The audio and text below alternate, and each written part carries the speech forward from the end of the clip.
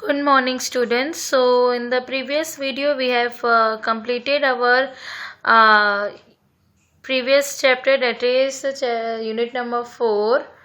And today we'll start with our next unit, that is unit number 5. What's the evidence on the page number 54. सो अभी हम पहले देखेंगे इसके title के बारे में. अब टाइटल क्या दिया हुआ इधर यूनिट नंबर 5 का कि व्हाट्स द एविडेंस. इसको हम हिंदी में क्या कहेंगे कि क्या सबूत है. व्हाट्स द एविडेंस को हम हिंदी में क्या कहेंगे कि क्या सबूत है. जैसे आपने देखा होगा कि जो सीबीआई के एजेंट्स हैं वो सबसे पहले क्या कहीं पर भी जाते हैं, कुछ उनको प्रूफ मिलता है तो सब मतलब कुछ भी ऐसा आपने देखा होगा, ठीक है, टीवी शोज भी आते हैं तो वो कहते हैं कि इसका क्या सबूत है. सो उसी तरीके से यहाँ पे जो पोयम दी हुई है आपको एक्टिविटी 1 में, that read the poem the road not taken. सो ये इसी के बारे में है, ये पूरी पोयम के इसके बारे में क्या सबूत है कि जिससे आप कोई भी जो भी कल्प्रिट होगा उसके बारे में आपको सबसे पहले तो सबूत या कोई एविडेंस चाहिए, तभी हम उसको प्रूफ कर सकते हैं कि हाँ इसकी गलती है या नहीं. ओके, सो इसी तरीके से अब यहाँ पे पोएम है the road not taken by Robert Frost. About this poem Robert Frost said you have to be careful of that one. It's a tricky poem, very tricky, so read carefully. Okay, so इसका मतलब ये है कि Robert Frost वो ज़्यादातर nature के related ही poems लिखते थे, ठीक है. काफ़ी ज़्यादा उनको नेचर के बारे में पोएम्स लिखना बहुत ज़्यादा पसंद था और काफ़ी फेमस पोएम्स भी उन्होंने लिखा है. अब यहाँ पे क्या कहा गया है कि एक पोएम है जिसका टाइटल है the road not taken, and उन्होंने ये कहा है कि इसके बारे में पोएम जो है आपको बहुत ध्यान से पढ़ना है. क्यों? क्योंकि ये जो पोएम है काफ़ी ज़्यादा ट्रिकी या वेरी ट्रिकी यानी कि काफ़ी ज़्यादा कन्फ्यूजिव है. So let's begin with the reading. The road not taken by Robert Frost. अब रॉबर्ट फ्रॉस्ट कौन है? इस पोएम के पोएट है वो, ठीक है. सो फर्स्ट पैरा में दिया हुआ है आपको, two roads diverged in a yellow wood and sorry I could not travel both and be one traveller long I stood and looked down one as far as I could to where it bent in the undergrowth. Okay, so इसका मतलब ये है यहाँ पे जो poet है Robert Frost वो ये बताना चाह रहे हैं कि जो दोनों रोड्स को परखने के लिए वो स्टार्ट करते हैं, ठीक है. यानी कि दोनों जो रोड्स हैं वो परखने के लिए वो एक बीचों बीच दोनों रास्तों के बीचों बीच वो खड़े हो जाते हैं, ठीक है. और वो दोनों रास्तों को काफ़ी ज़्यादा ही एनालिसिस करते हैं, यानी कि एनालाइज करते हैं, काफ़ी ज़्यादा ही डीप में एग्जामिन करते हैं दोनों रास्तों की तरफ, ठीक है. सो अब इसमें क्या होता है कि जो रॉबर्ट फ्रॉस्ट जंगल के उस रास्ते पर खड़े हैं कि जहाँ पर उन्हें दो रास्ते दिख रहे हैं डाइवर्ज होते हुए मीन्स डिवाइड होते दिख रहा है. आपको पता होगा कि जैसे ऑटम में जो सारे एक ट्रीज होते हैं, ट्रीज या फिर लीव्स जो होते हैं काफ़ी येलो कलर्स में धीरे धीरे येलो कलर्स में कन्वर्ट हो जाते हैं. या फिर इसका दूसरा भी अर्थ ये भी है कि हो सकता है कि सुबह का टाइम है जहाँ सूरज की किरणें या रोशनी पेड़ पर गिरती हैं. ओके, सो वो लीव्स जो है वो येलो कलर्स के दिख रहे हैं. जब कि सूरज की किरणें पड़ने पे जो लीव्स है वो येलो कलर के दिख रहे हैं. तो यहाँ पे वो येलो वुड के बारे में कह रहे हैं कि वो दो, और वो साथ ही साथ क्या है कि वो सॉरी भी फील कर रहे हैं कि वो दोनों रोड्स एक साथ ट्रैवल नहीं कर सकते, ठीक है. और इसलिए उनको क्या करना पड़ रहा है कि उनको एक ही रोड को चूज करना पड़ रहा है जहाँ पे long I stood and looked down one as far as I could. इसका मतलब दोनों रोड्स को वो बहुत ही ज़्यादा ध्यान से एनालाइज कर रहे हैं, ठीक है. और बाद में क्या हो रहा है कि ये जो रोड से to where it bent in the undergrowth, यानी कि अंडरग्रोथ यानी कि काफ़ी ज़्यादा ही स्मॉल स्मॉल ट्रीज है, प्लांट्स है जो क्या ग्रो कर रही है under the trees of a wood और फॉरेस्ट। ठीक है, तो उसको क्या कहा जाएगा, अंडर ग्रोथ, और वो दोनों रास्ते जो है वो मुड़ रहे हैं। ठीक है, तो इस फर्स्ट जो है वो इसका मतलब यही होता है। अब नेक्स्ट क्या बोला गया है कि then took the other as just as fair and having perhaps the better claim because it was grassy and wanted wear, though as for that the passing there had warned them really about the same। so इसका मतलब ये है कि जो Robert frost, उन्होंने जो दूसरा रास्ता था उनको चुना और उन्होंने क्या किया कि एक बेटर क्लेम जो है के उस रास्ते को चुन कर किया, क्योंकि जो दूसरा रास्ता काफ़ी ज़्यादा ग्रेसी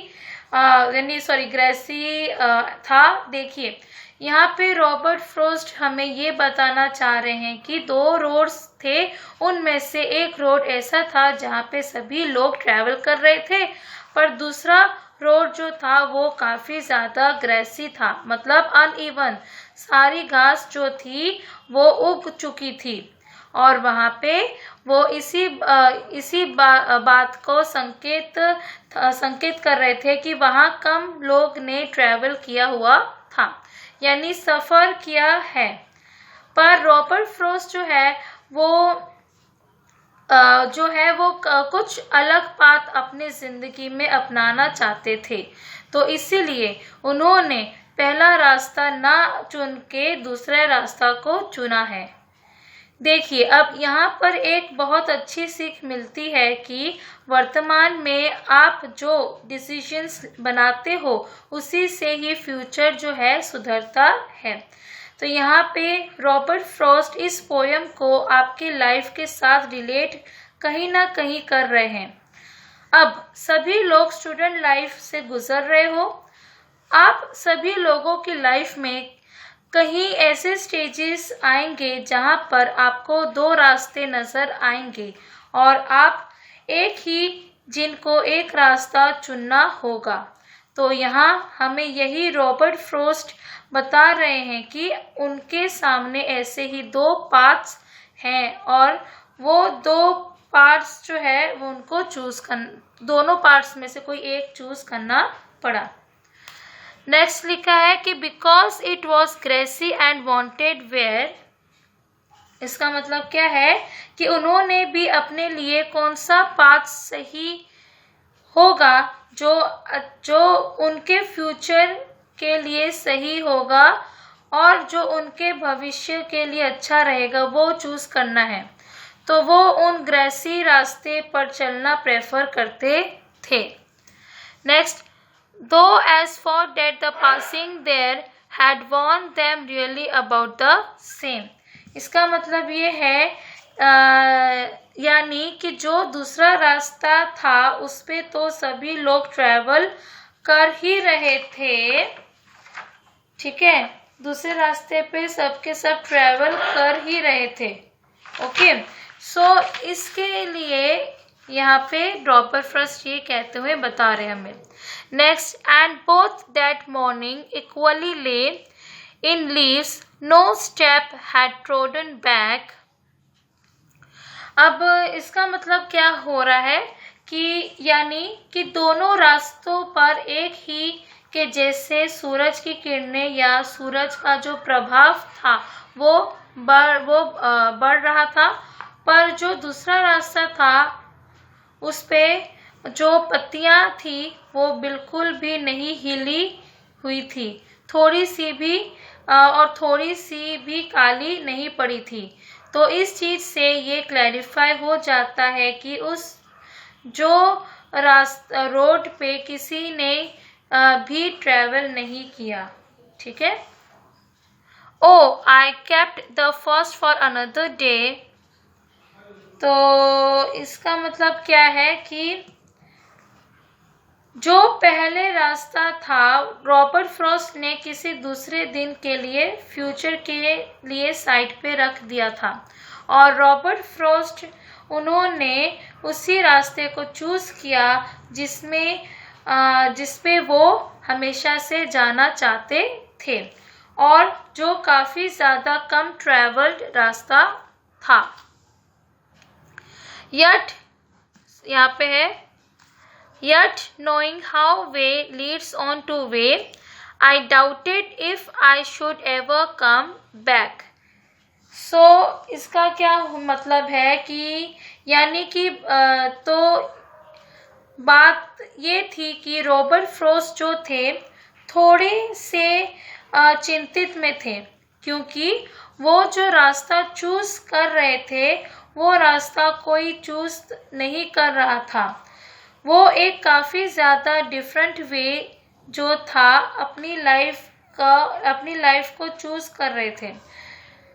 तो ये जो पोयम है वो हमें बताना चाहती है कि आप जो भी रास्ता चूज करोगे उससे आपको सोच समझकर चूज करना चाहिए और आपको अपने मन से दिल से ही पूछना चाहिए कि आप सही में कौन सा रास्ता पसंद करते हैं।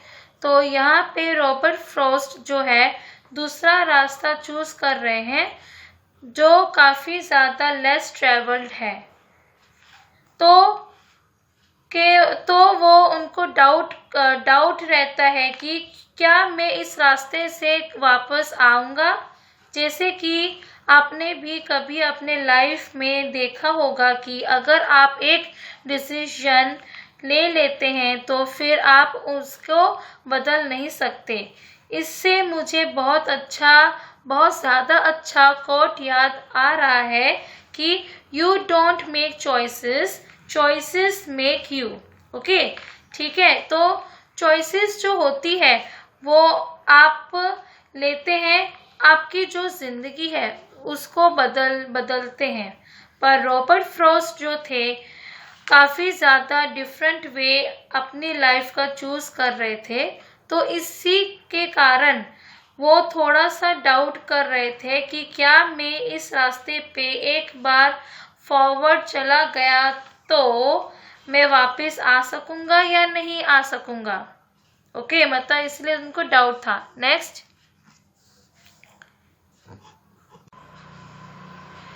Next, I shall be telling this with a sing. Somewhere ages and ages hence, two roads diverged in a wood, and I took the one less traveled by, and that has made all the difference. So इसका मतलब ये है कि देखिए यहाँ वो बता रहे हैं कि अब ये शायद एक साय के साथ या एक हार्श के साथ बता सकता हूँ कि एजिस और एजिस जिसके बाद जो दो रोड्स हैं डाइवर्ज कर रहे हैं एक ही वुड में से, और मैंने कौन सा चूज किया जो सबसे ज़्यादा कम ट्रैवल था, जिससे किसी ने भी अपनाया नहीं था, और उसी चीज़ से सारा डिफरेंस जो है, सारा फर्क जो है वो नज़र आ गया है। ठीक है, यानी बच्चों कई बार हमारे लाइफ में, हमारी ज़िंदगी में ऐसी चीज़ें होती हैं कि हमें काफ़ी ज़्यादा हमारे आगे चॉइसेस आती है। उनमें से कोई एक ऑप्शन चूज करना पड़ता है, पर ये डिसीजन को बनाने के लिए आपको दूसरों के कहने पे चलना है। वैसे चीज़ ज़रूरी नहीं है।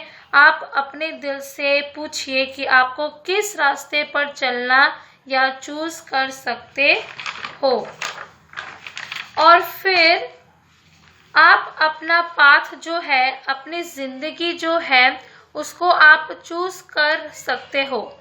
और ये जो पोयम है सिर्फ दो रास्तों के बारे में नहीं, बल्कि बच्चों ये आपकी ज़िंदगी के बारे में है कि आप अपने ज़िंदगी में कैसे ऑप्शंस को ओवरकम करोगे।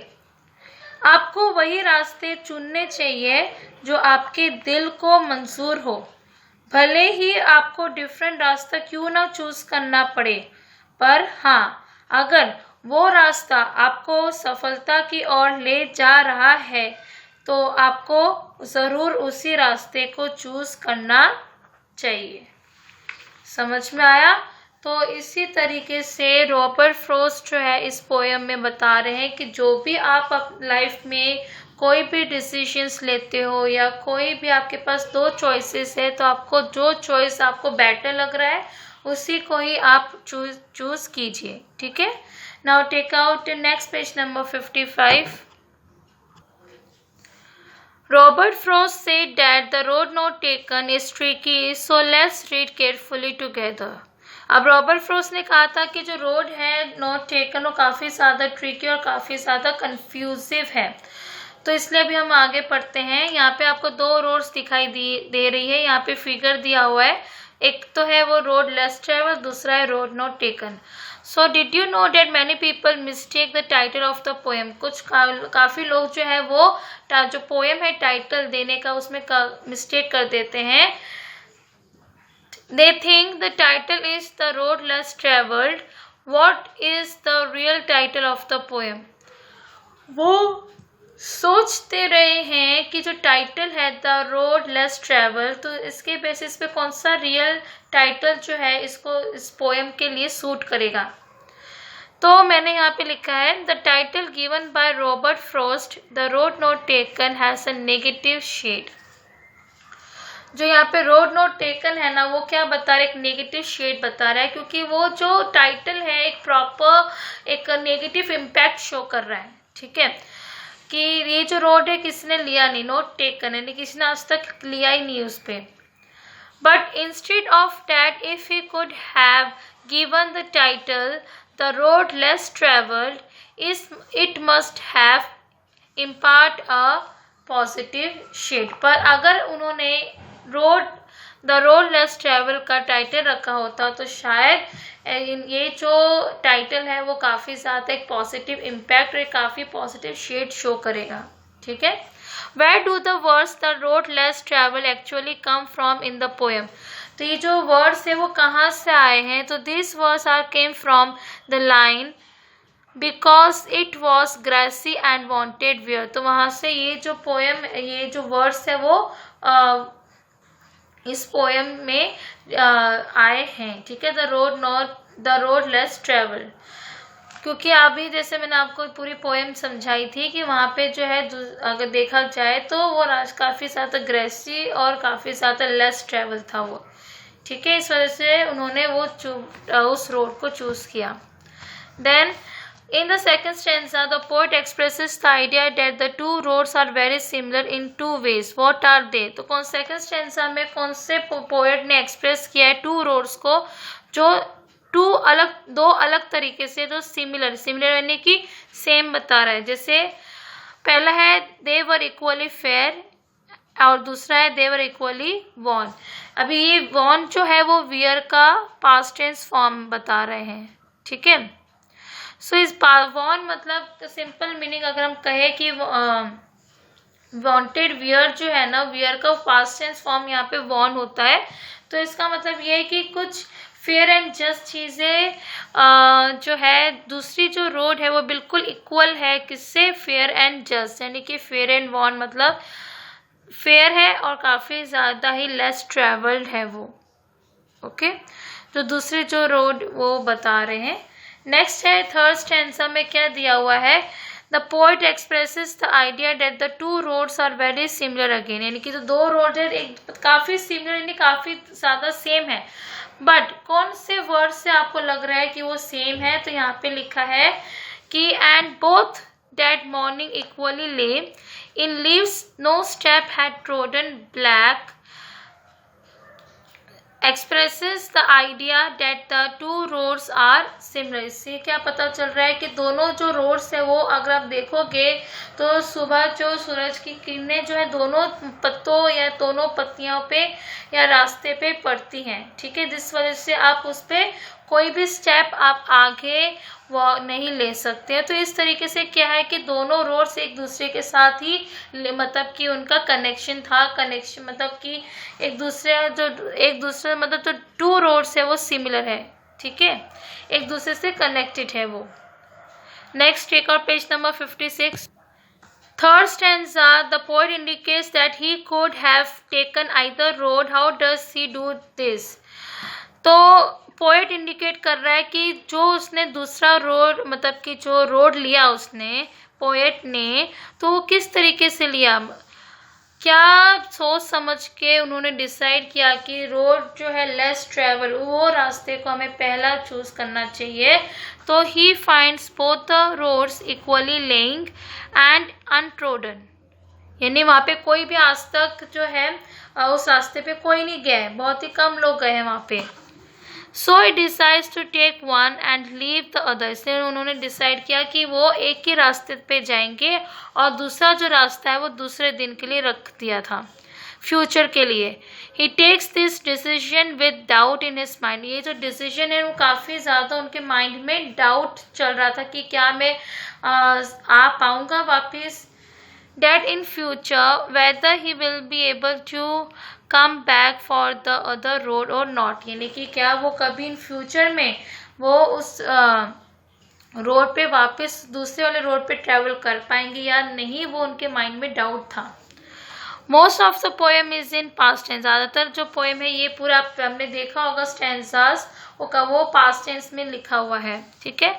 तो what tense is the fourth stanza, तो फोर्थ टेंसा में कौन सा टेंस है वो आपको लिखना है। जैसे first two are in future tense, पहले के जो दो लाइन्स है वो कैसे हैं, फ्यूचर टेंस में दिया हुआ है, जैसे शैल, आई शैल बी टेलिंग, ओके। फिर नेक्स्ट जो थर्ड और फोर्थ लाइन में दिया हुआ है पास्ट टेंस में दिया हुआ है, जैसे टू रोज डाइवर्स, ईडी लग गया है ना, इन अ वुड, एंड उसके बाद टेक का टू पास्ट टेंस हो गया, the one less travel, travel के बाद भी ईडी लग गया, यानी कि ये पास्ट टेंस हो गया है, ठीक है। अब फिफ्थ लाइन में क्या है, fifth line is in present perfect tense, present perfect tense यानी कि which shows the past event with end, जहाँ पे जो प्रेजेंट कॉन्सिक्वेंसेस मतलब प्रेजेंट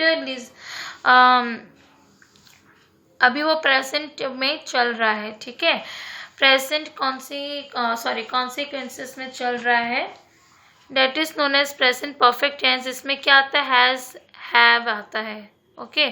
तो यहाँ पे लिखा है and that has made all the difference, तो जो हैज़ है वो क्या हो जाएगा, प्रेजेंट परफेक्ट, यानी कि ये बता तो ये एक्सप्रेस कर रहा है पास्ट टेंस फॉर्म में, ठीक है, बट वो हो रहा है प्रेजेंट टेंस मतलब प्रेजेंट में, जो रिजल्ट है वो अभी मुझे मिल रहा है, ठीक है, प्रेजेंट में काम हो रहा है, तो इसलिए ये प्रेजेंट परफेक्ट टेंस होगा। नाउ ओके, जो फोर्थ स्टेंजा जो है ना ये क्या है, इज इन मिक्स्ड टेंसेस, ये जो है ये मिक्स्ड टेंसेस में है, और वो जो सारे टेंसेस है ना मिक्स्ड वाले वो मैं यहाँ पे लिख चुकी हूँ, फर्स्ट में, थर्ड, फोर्थ लाइन में और फिफ्थ लाइन में, ये सब के सब क्या है, मिक्स्ड टेंसेस है, ठीक है, इसलिए मुझे ये आपको डिटेल में बताना पड़ा। नेक्स्ट है list the new words you find in the poem, तो वो तो ऑलरेडी एक्टिविटी 1 में दिया हुआ है, तो आप वो लिस्ट कर सकते हो। Then ask classmate for help and meaning, तो ये सब जो है न्यू वर्ड्स जो भी आप ढूंढोगे आपको क्लासमेट या फ्रेंड्स के साथ हेल्प से आपको ये सॉल्व करना है। Now next take out page number 57। Like the blind man and the elephant everyone has a different point of view, जैसे अभी आपने पढ़ा है यानी आपने पोएम पढ़ी थी, मैंने आपको समझाया भी था कि ब्लाइंड मैन एंड एलिफेंट, इसका हर एक का अलग अलग पॉइंट ऑफ व्यू होता है, ठीक है। And people interpret poems in different ways depending on their points of view, और इसीलिए पीपल जो है वो पोएम्स को अपने तरीके से काफ़ी एक्सप्लेनेशन देते हैं। इंटरप्रेट का मतलब भी क्या होता है, डिटेल में एक्सप्लेनेशन देते हैं, ठीक है, अपने पॉइंट ऑफ व्यू का। सो वर्क, ये सब आपको क्या है, ये वर्क करना है अपने ग्रुप के साथ, ओके। और फिर आपको उस समरी को इंटरप्रेट करना है, यानी कि एक्सप्लेन में काफ़ी डिटेल में उसको एक्सप्लेन करना है और लिखना है। अब सबसे पहले यहाँ पे दिया है इंटरप्रिटेशन 1, और इसके यहाँ पे एक पूरा एक फिगर, एक पिक्चर दिया हुआ है, ठीक है। अब उसमें से क्या बोला गया है कि sometimes the choices we make have far reaching consequences, यानी कि कभी कभी हम जो चॉइसेस बना लेते हैं ना, वो काफ़ी ज़्यादा ही एक फार रीचिंग रिजल्ट, यानी कि काफ़ी दूर का मतलब सोच के हम उस पर रिजल्ट बनाते हैं, ठीक है। So have you made choices that are less risky और have you followed the beaten track, यानी कि क्या कभी आपने ऐसे चॉइसेस बनाया है जो बहुत कम रिस्की हो, या कभी आपने ऐसा बीटन ट्रैक यानी काफ़ी आपने क्या कभी ऐसे डिफ़िकल्ट चॉइसेस किए हैं और उस पर आपने फॉलो किया है। पर ये जो पोएम है the road not taken by Robert Frost is about the choices that one makes in life, ये रॉबर्ट फ्रॉस्ट ने यहाँ पे पोएम क्यों बनाई है कि चॉइसेस के ऊपर बनाया कि जिसको हमें लाइफ में कभी ना कभी एक बार लेना पड़ता ज़रूर है। It takes about a man who comes to a fork in the city, sorry in the road he is travelling upon, और यहाँ पे क्या है, किसी एक पोएट जो है वो बिल्कुल दोनों रोड्स के बीचों बीच खड़ा है, ठीक है, खड़े थे, और वो अपने दोनों रोड्स में से कोई ना कोई एक रोड उनको चूज करनी थी। He feel sorry that he can not travel both paths he must choose one, उनको काफ़ी ज़्यादा इस बात के लिए उनको गिल्टी था कि मैं दोनों रोड्स को एक साथ चूज़ नहीं कर पाऊँगा, इसलिए वो सॉरी यहाँ पे फील करते हैं और वो सिर्फ एक ही रोड को ही चूज़ कर पाएंगे, ठीक है। Frost uses this fork in the road to represent a point in the man's life where he has to choose the direction he wishes to take in life. So इसका मतलब क्या है कि फ्रोस्ट जो है वो इसे रोड को रिप्रेजेंट कर रहे हैं कि हर एक मतलब कि इंसान का अपना एक अलग पॉइंट ऑफ व्यू होता है, ठीक है, जहाँ पे उसको कहीं ना कहीं उसके पास ऐसे चॉइसेस, ऐसे अपॉर्चुनिटीज आ जाती है जहाँ पे दो ऑप्शंस उसको मिलते हैं, उन दोनों ऑप्शंस में से उसको कोई ना एक चूज करना ही पड़ता है। As he thinks about his decision, he looks down one path as far he can see, trying to foresee what life will be like if he walks that path. तो वो सोच रहा है कि अगर मैं ये डिसीजन लेता हूँ तो इस पर क्या रिजल्ट निकलेगा, आगे क्या हो सकता है, तो वो सब सोच रहा है, वो एनालाइज कर रहा है सारी चीज़ों के बारे में, और कि क्या पता अगर वो मैंने एक बार चूज़ कर लिया तो कर लिया, दोबारा मैं दूसरे रास्ते या दूसरे ऑप्शन पे नहीं जा सकता हूँ। तो काफ़ी सोच समझ के ध्यान से आप जब भी कोई ऑप्शन आपको मिले तो बहुत ध्यान से सोच समझ कर उसको चूज़ करना चाहिए। He then gazes at the other and decides the outcome of going down that path would be just as pleasant. Gazes मतलब कि स्टेयर करना, ठीक है। उन्होंने दूसरे पे देखा और डिसाइड किया कि अब तो मुझे कोई ना कोई एक पाथ में जाना ही पड़ेगा, ठीक है, एक आउटकम लेना पड़ेगा, एक रास्ता मुझे चूज़ करना ही पड़ेगा जो कि काफ़ी ज़्यादा प्लेजेंट यानी सुहाना हो, ठीक है। At this point, he concludes that the trail that has been less traveled on would be more rewarding when he reaches the end of it.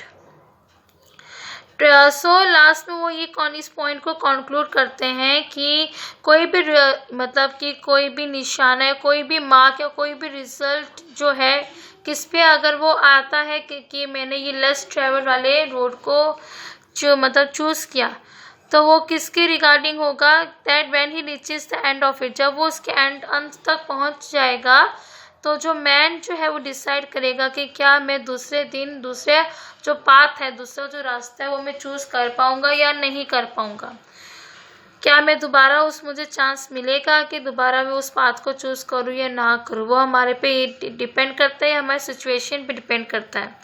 The man then says that he will be telling the story with the saint some day in the future, suggesting that he will wonder what life would have been if he had chosen the more walked path, even though the path he chose has made all the difference. So इसका मतलब यही है कि सीख मतलब एक मतलब relief, ठीक है। जब ये स्टोरी उनको बताई जाएगी तो उनको काफ़ी ज़्यादा रिलीफ लगेगा या सैडनेस भी होगा, ठीक है। कि उन्होंने फ्यूचर को सजेस्ट किया है, मतलब कि सोचा उसके बारे में कि वो सोचते हैं कि जो लाइफ है वो कभी ना कभी उनको किसी न किसी पाथ या किसी न किसी रास्ते पे तो उनको जाना ही पड़ेगा। इसलिए वो जो रास्ता है जो उन्होंने चूज़ किया था, द लेस ट्रेवल्ड वाला, वो वही सारी चीज़ें जो है मेड मतलब it all made the difference. Okay, समझ में आया? मतलब कि उनको कोई ना कोई एक लाइफ चेंजिंग डिसीजंस लेना ही पड़ेगा जो फाइनल ही रहेगा, उस पर दोबारा उस डिसीजन पे वो सोच नहीं सकते। So that is why everyone has a different point of view, इसलिए हर किसी का अपना एक अलग अलग पॉइंट ऑफ व्यू होता है। Now take our next page number 58। If you read this interpretation for a group, write down what do you think the main idea, and then you have to listen the summary and you have to write the main summary and interpret, लिखना है main idea। तो जो poem है the road not taken by Robert Frost is about the choices that one makes in life, इसके बारे में है कि उन्होंने ये पोएम लिखी, इस बारे में है कि जो इनको कभी ना कभी हमें अपने लाइफ में हमें दो ऐसे ऑप्शंस मिलते हैं जो हमें एक ऑप्शन को चूज करना पड़ता है। One choice is a little risky, एक चॉइस ऐसा होगा जो थोड़ा सा रिस्की होगा, और and the other one is a beaten track, और दूसरा वाला जो होगा जो कभी आज तक किसी ने लिया ही नहीं होगा, उस रास्ते को चूज ही नहीं किया होगा, सिलेक्ट ही नहीं किया होगा। तो he concludes that the less travelled trail would be more rewarding when he reaches the end of it, इसलिए उन्होंने लास्ट में कंक्लूजन ये निकाला कि जो भी रिजल्ट होगा, यानी कि जो उन्होंने पाथ चूज किया, कौन सा रोड चूज किया था, फर्स्ट वाला जो कि लेस ट्रेवल्ड है, उन्होंने वो चूज किया, और जिस वजह से उन्हें ऐसा है कि शायद वो आगे चल के जब इसका टाइम आएगा तो क्या पता वो रास्ता जो है वो अच्छा निकले, ठीक है, अंत तक आते आते। What information does this author use to express the main idea, यानी कि कौन सी इंफॉर्मेशन जो है ऑथर बताना चाह रहा है, अपना मेन आइडिया को एक्सप्रेस किस तरीके से करेगा या करना चाहेगा। The road represent a point in man's life where he has to choose the direction। अब रोड जो क्या रिप्रेजेंट करता है कि कभी ना कभी किसी ना किसी इंसान या किसी ना किसी को तो लाइफ में एक या दो मतलब एक बार हमें कोई ना कोई ऑप्शन को चूज करना पड़ता ही है। And he wishes to take in his life, he mentions that the traveler chooses one path saving the other for another day। इसलिए क्या होता है, जब भी आप कोई ट्रैवल करने जाते हो तो आपको ऐसा होता है कि मैं दोनों रास्तों में से कौन सा रास्ता चूज करूँ, या फिर दोनों रास्तों में से जो भी मैं चूज करूँ, तो अगर एक रास्ता छूट भी गया तो मैं दोबारा दूसरे दिन में वो जो रोड है वो ट्रैवल कर पाऊँगा। तो इसलिए वो दूसरा रास्ता दूसरे दिन के लिए यानी फ्यूचर में मतलब कि कभी ना कभी आगे चल के वो ऐसे रख देते हैं, साइड पे रख देते हैं। Even though he knows that one path leads to another, फिर भी उनको पता है कि एक जो पाथ है वो दूसरे पाथ को लीड करेगा। And he won't get a chance to go back, इसलिए उनके पास उनको कोई भी चांस नहीं मिलेगा, कोई अपॉर्चुनिटी नहीं मिलेगी कि वो उस रास्ते पे दोबारा आ सके। जो रास्ता उन्होंने चूज नहीं किया या वो रास्ते पे अगर वो नहीं हो पाता है तो क्या पता वो रास्ते पे वो कभी जो रास्ता उन्होंने दूसरे दिन के लिए रखा होता है तो वो डाउट में रह जाते हैं, उनके माइंड में डाउट हो जाता है कि क्या मैं कभी उस रास्ते में दूसरा जो रास्ता तो उन्होंने चूज नहीं किया था उस रास्ते पे मैं कभी ट्रैवल कर पाऊंगा या नहीं, या मैं यहाँ से वापस आ पाऊंगा या नहीं, वो भी उनको श्योरिटी नहीं थी। ठीक है, सो यहाँ पे अभी हम फिनिश करते हैं, यहीं पे आपका वीडियो जो है कंप्लीट होता है। तो नेक्स्ट वीडियो में आपको आगे इंटरप्रिटेशन 2 और 3 समझाऊंगी और क्या दूसरी एक्टिविटीज भी कराऊंगी। तब तक के लिए इस वीडियो को ध्यान से सुनिए, समझिए। कुछ भी डाउट है तो आप मुझसे पर्सनली पूछ सकते हो। ठीक है, so till then take care, bye and have a nice day.